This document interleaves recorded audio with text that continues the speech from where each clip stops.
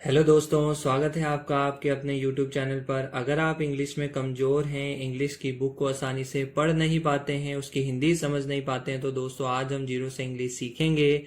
मैं इस English story की एक एक लाइन पढ़ूंगा, एक एक वर्ड की हिंदी बताऊंगा, साथ ही यूज़ होने वाले ग्रामर रूल्स के बारे में भी बताऊंगा, जिससे आपको इंग्लिश लिखने में भी परेशानी ना हो। तो दोस्तों शुरू करते हैं। आज की हमारी स्टोरी का टाइटल यानी शीर्षक है the prince of the cage, यानी पिंजरे का राजकुमार। ठीक है दोस्तों, बहुत ही अच्छी स्टोरी है। एक तो आप अच्छी अच्छी स्टोरी सुनोगे, साथ में इंग्लिश भी सीखोगे। ठीक है दोस्तों, मैं पहले एक लाइन पढ़ता हूँ, कॉपी और पेन लेकर बैठ जाइएगा दोस्तों, और नए नए वर्ड्स को लिखते जाइएगा। चलिए शुरू करते हैं। Once upon a time, a king had the most beautiful nightingale in the world। ठीक है दोस्तों, ध्यान से देखिएगा किस वर्ड को कैसे पढ़ते हैं। Once upon a time यानी एक समय की बात है। ठीक है दोस्तों,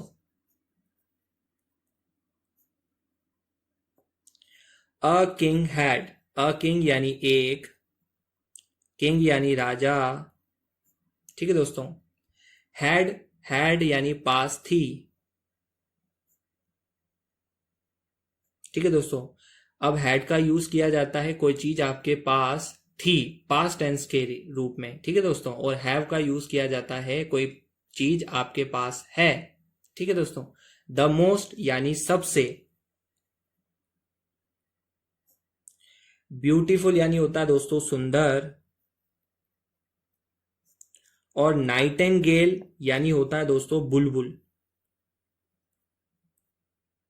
ठीक है दोस्तों, इन यानी में, द वर्ल्ड यानी संसार में या फिर दुनिया में। ठीक है दोस्तों, एक साथ देखिएगा। Once upon a time a king had the most beautiful nightingale in the world, यानी एक समय की बात है, एक राजा के पास दुनिया की सबसे सुंदर बुलबुल थी। ठीक है दोस्तों, आगे देखिएगा। Its voice was so sweet and magical that whenever it sang, even the palace walls seemed full of joy। ठीक है दोस्तों, its voice मतलब उसकी आवाज, वॉइस मतलब होता है दोस्तों आवाज, वॉस मतलब थी, सो मतलब इतनी, स्वीट मतलब होता है दोस्तों मधुर, एंड यानी और, मैजिकल यानी जादुई। ठीक है दोस्तों, डैट यानी कि, whenever यानी जब भी। ठीक है दोस्तों, whenever यानी जब भी। इट sang वह, sang मतलब गाती थी। ठीक है दोस्तों, sang सिंग की सेकेंड फॉर्म है दोस्तों। इवन यानी भी, द पैलेस यानी महल, वॉल्स मतलब दीवारें। ठीक है दोस्तों, वॉल्स मतलब दीवारें। सीम्ड प्रतीत होती थी, सीम्ड का मतलब होता है दोस्तों प्रतीत होना, लगना या फिर महसूस होना। ठीक है दोस्तों, लगती थी। Full of Joy, full of Joy, full of Joy का मतलब होता है दोस्तों खुशी से भरी हुई। ठीक है दोस्तों, जॉय मतलब खुशी, और फुल ऑफ यानी भरी हुई। ठीक है दोस्तों, भरी हुई यानी एक साथ देखिएगा दोस्तों।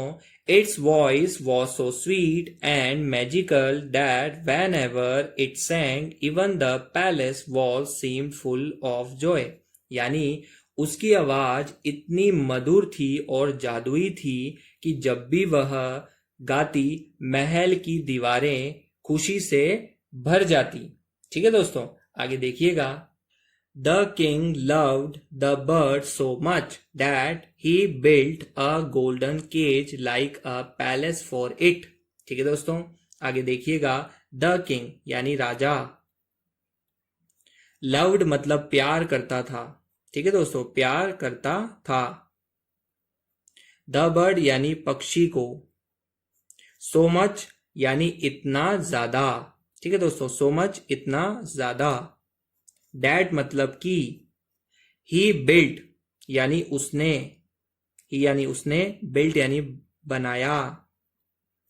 अ गोल्डन केज, अ यानी एक, गोल्डन मतलब सोने का, ठीक है दोस्तों, सोने का। केज मतलब होता है दोस्तों पिंजरा, ठीक है दोस्तों। लाइक मतलब जैसा, अ मतलब एक, पैलेस होता है दोस्तों महल। फॉर इट यानी उसके लिए, फॉर मतलब के लिए, और इट मतलब उसके। और ये इट किस लिए यूज हुआ है दोस्तों? इट यूज हुआ है उस पक्षी के लिए, ठीक है दोस्तों। एक साथ देखिएगा, the king love the bird so much that he built a golden cage like a palace for it. यानी राजा उस पक्षी से इतना ज्यादा प्यार करता था कि उसने उसके लिए एक महल जैसा पिंजरा बनवाया, ठीक है दोस्तों। आगे देखिएगा, inside there were only the best fruits and clean water, ठीक है दोस्तों। इनसाइड मतलब अंदर। देयर यहां पर इंट्रोडक्टिव वर्ड है दोस्तों।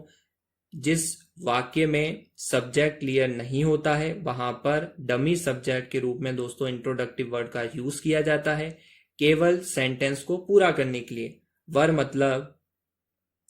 मतलब था, ओनली मतलब केवल, द बेस्ट यानी सबसे अच्छे, ठीक है दोस्तों, द बेस्ट यानी सबसे अच्छे।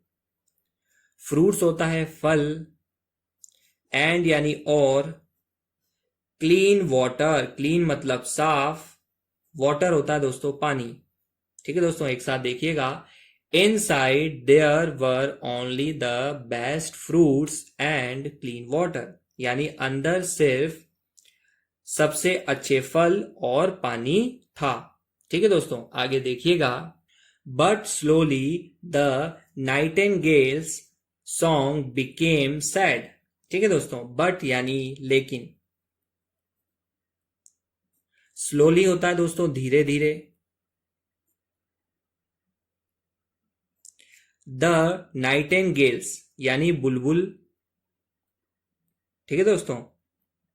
और अपोस्ट्रोफी एस लगा है तो दोस्तों उसका मतलब निकलता है का के की, ठीक है दोस्तों।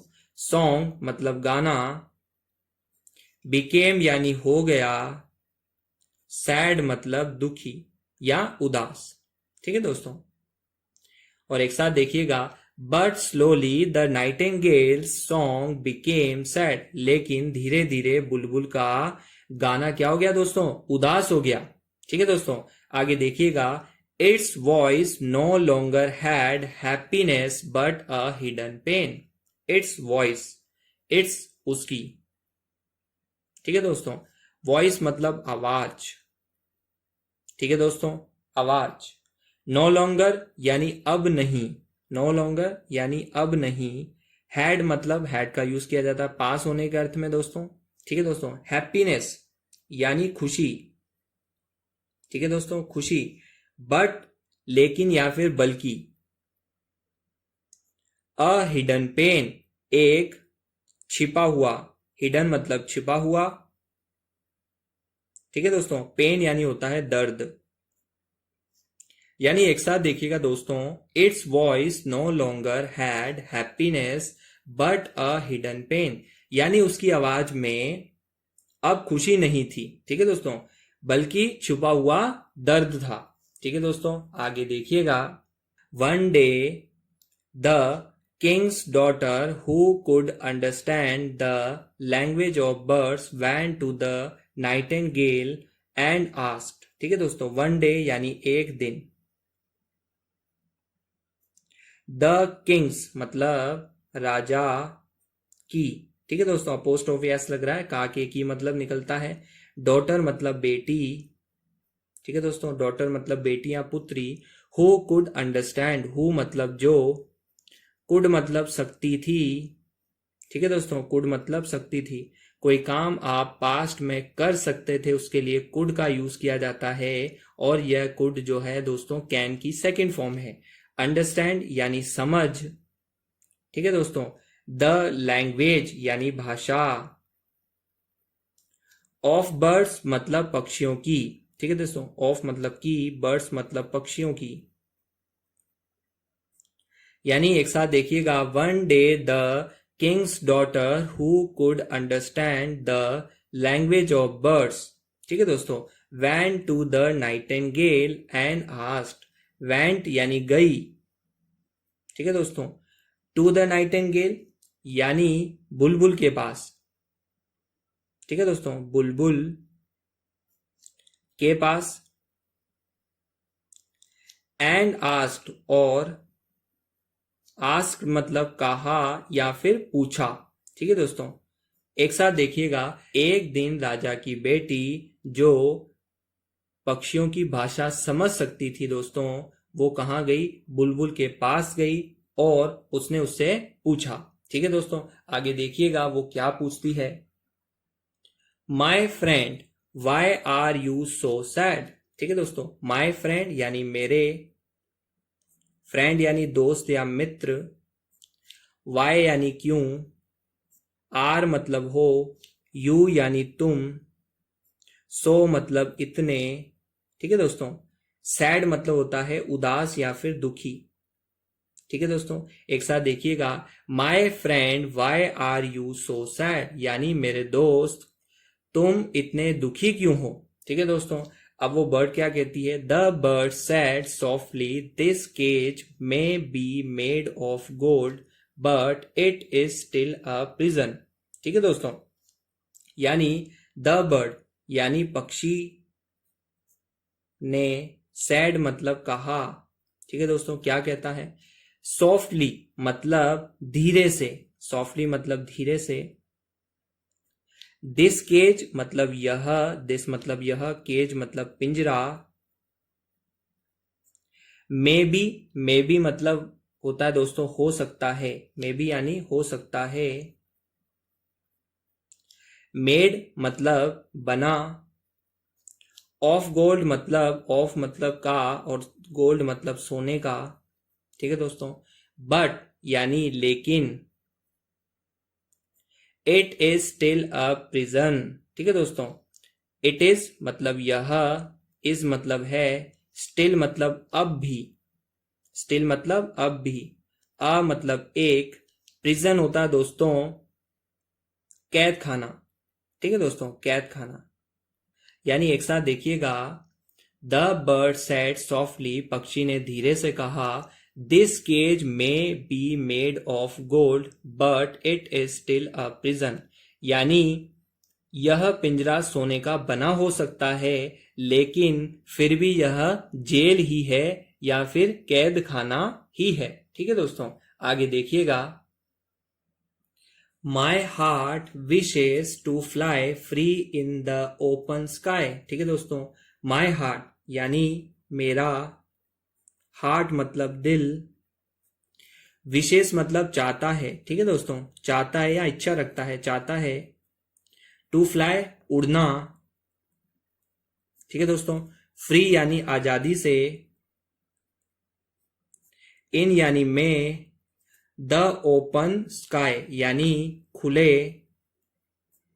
स्काई मतलब होता है दोस्तों आकाश, ठीक है दोस्तों। एक साथ देखिएगा, my heart wishes to fly free in the open sky, यानी मेरा दिल खुले आकाश में आजाद उड़ना चाहता है, ठीक है दोस्तों। आगे देखिएगा, the princess told her father everything, the princess मतलब राजकुमारी, ठीक है दोस्तों, राजकुमारी, टोल्ड मतलब बताती है, हर मतलब उसके, फादर मतलब पिता को,